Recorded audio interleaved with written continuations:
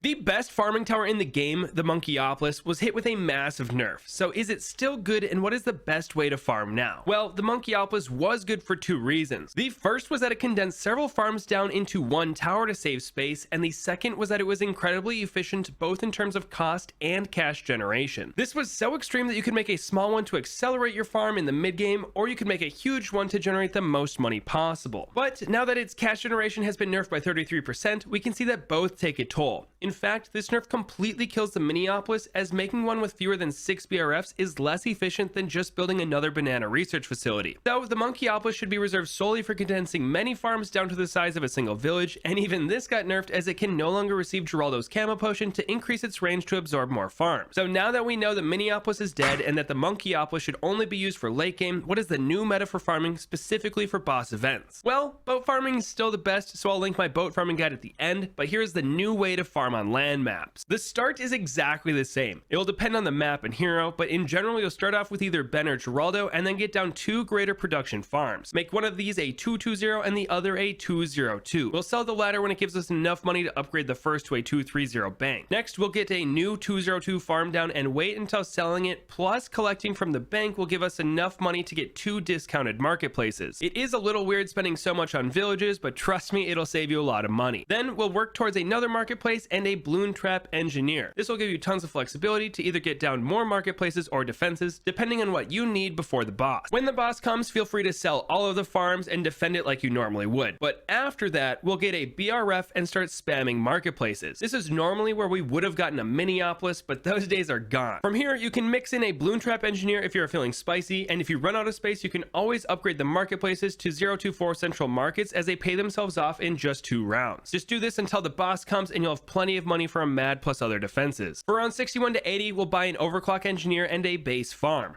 Overclock this farm and then upgrade it to a 520 banana central, as this will allow it to keep the overclock buff for 105 seconds instead of 30. After this, we'll keep buying farms, overclocking them and upgrading them to 420s all around a discount village or two. There's no need to sell the overclock engineer to speed up this process, but if you find yourself with extra money, you can always buy more overclock. The surprising thing is that getting a Monkeyopolis here is not worth it, so just keep pumping out those BRFs and this will take you to the tier 3 bots where you'll easily be able to afford a dart paragon. And once that's popped, we'll get as big of a Monkeyopolis as possible and fill the rest of the map with BRFs, a monkey wall street, and a big trap engineer to start that pop count for the paragon. Just know that your Monkeyopolis will make 33% less money than previous patches, so get ready to make up for that by placing down a ton of BRF. This will give you enough money to take down elite bosses, but it does pale in comparison to boat farming. So if you want to learn more about that, click this video right here.